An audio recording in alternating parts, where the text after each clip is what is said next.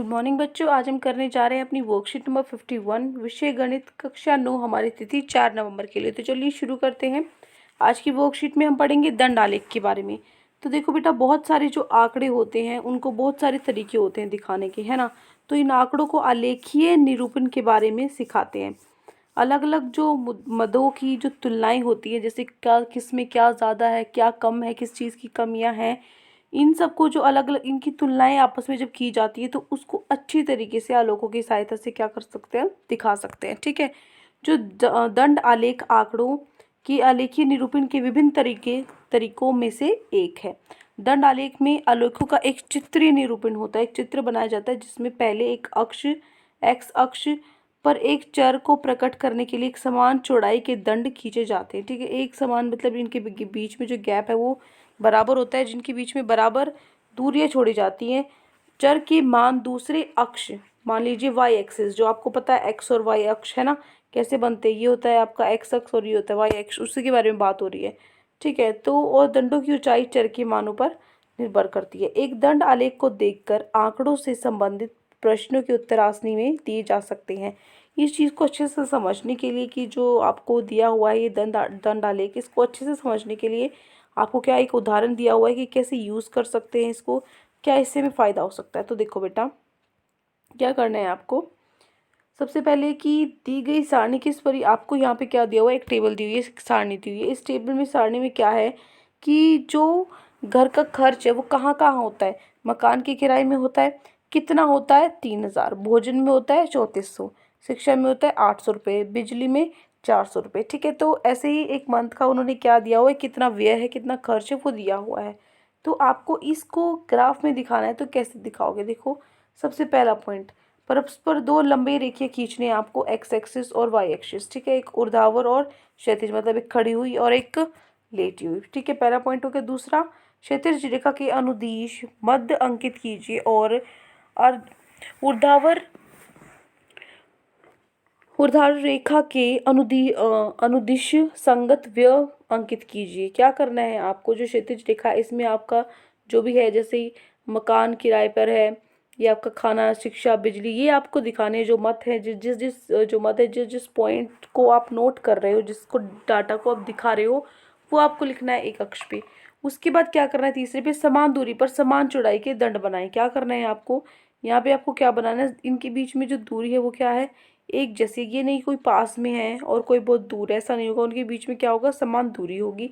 ठीक है। उसके बाद चौथा है, ऊर्ध्वाधर रेखा के अनुदिश एक सुविधाजनक पैमाना लीजिए। मतलब ये आपको दिख रहा है, ये एक इकाई लंबाई 200 रुपये। ये क्या होता है, पैमाना होता है। ये बहुत इंपॉर्टेंट होता है लिखना, इसके बिना आपके पक्का मार्क्स कटेंगे। ये नहीं लिखोगे और पूरा ग्राफ भी आपका ठीक है तो आपके 1 या 2 मार्क्स टीचर काट लेगा। ठीक है। तो ये बहुत इंपॉर्टेंट है।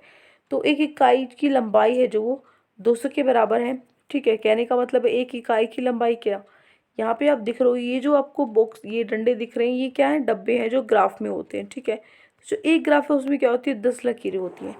10 लकीरें होती हैं, तो जो बीच वाली थोड़ी सी मोटी लकीर होती है, हल्की सी, ठीक है, तो उसके 5 ऊपर होते हैं, 5 नीचे होते हैं। तो कुछ भी अगर ये देखा जाए किसी भी चीज़ में, शिक्षा, भोजन वगैरह में, तो इन सब में इन इकाइयों के थ्रू ही हम निकाल सकते हैं। जो 3000 है, या फिर आप सिंपल सा देखो, परिवहन में कितने खर्च होते हैं, 600 खर्च होते थे, उसको 200 से विभाजित करो, 3 इकाई आ गई। ठीक है।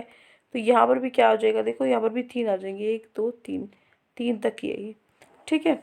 अब देखो, तो इस तरीके से हम ग्राफ को दिखाते हैं। ठीक है, ये आपको दिखना ध्यान से। उसके बाद है, इस दंड आलेख को देखकर हम आसानी से बता सकते हैं कि भोजन पर सबसे अधिक व बिजली पर सबसे कम व्यय हुआ है ना। देखो सबसे ज़्यादा ये है, ये सबसे ज़्यादा बताया, तो ये है सबसे ज़्यादा। देखते ही पता लग गया आपको, इसमें से ढूंढना नहीं पड़ा। तो सबसे ज़्यादा ये है, ये कितने का, यहाँ से देखो सिर्फ इसका।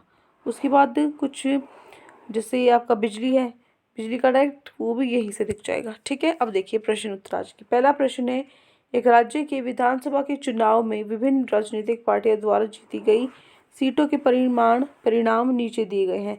राजनीति पार्टी ए है, उसने 75 सीटें जीती। जो बी है उसने 55, सी ने 37, डी ने 29। ऐसे ही ये क्या है, जो राजनीतिक पार्टी है उन्होंने सीट्स जीती हुई हैं।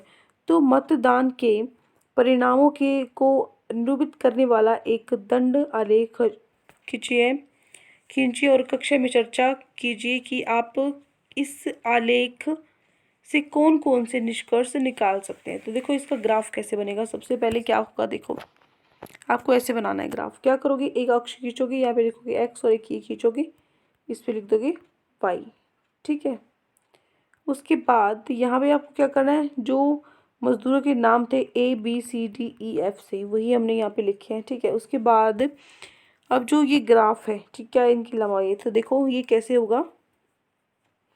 यहाँ पर अगर आपको दिया हुआ है ए, कितना दिया हुआ है आपको, 75 दिया हुआ है। ठीक है, तो आप 75 कैसे दिखाओगे, 70 तक जाओगे, 80 तक जाओगे, तो 70 से 80 के बीच में होता है, तो बीच वाला थोड़ी सी की मोटी लाइन आपको दिख रही है, क्या है, 75 है। तो ये आपको इतने मिल जाएंगे। ठीक है, इतना आपको दिखाना पड़ेगा। ठीक है, उसके बाद है B 55। 55 भी इसी तरीके से 50 और 60 के बीच में है, तो यहाँ पर क्या हो जाएगा आपका 55 हो जाएगा।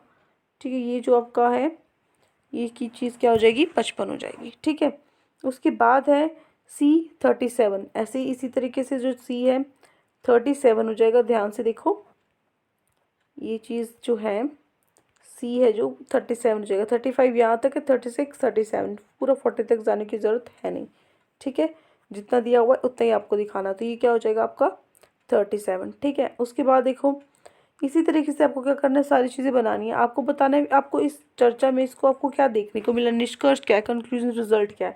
तो आप लिखोगे राजनीतिक पार्टी A 75 सीटों से क्या गई, जीत गई, ये लिखोगे आप। ठीक है, क्या लिखोगे, यहाँ पर स्पेलिंग तो है ही, ध्यान से सुनो।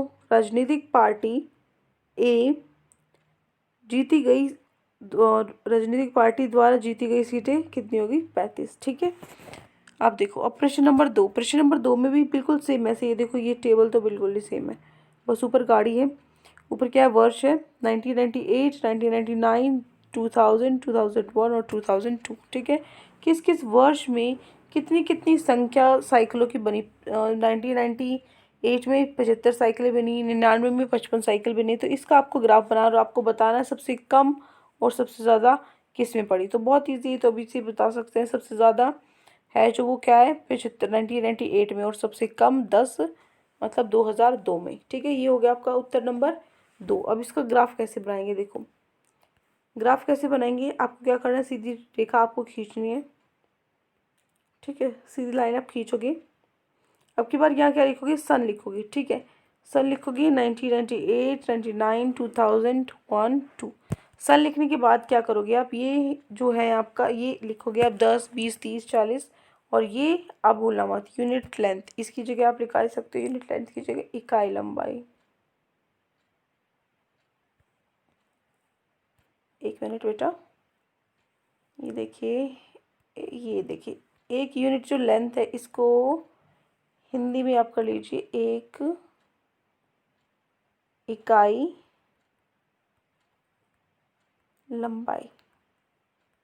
ठीक है, थोड़ी सी ये मतलब राइटिंग गंदी हो गई है, इसको आप पिछले यहाँ से लिख लेना। देखो स्पेलिंग, एक इकाई लंबाई है वो किसके बराबर है, यहाँ पर 10 सीटें है, सेकंड क्वेश्चन में 10 साइकिलें हो जाएंगी। ठीक है, 10 साइकिलें लिखी है, सिर्फ आपको ये लिखना है, क्या लिखना है, एक यहाँ पे आपको लिखा इकाई लंबाई। ठीक है, और कुछ नहीं करना।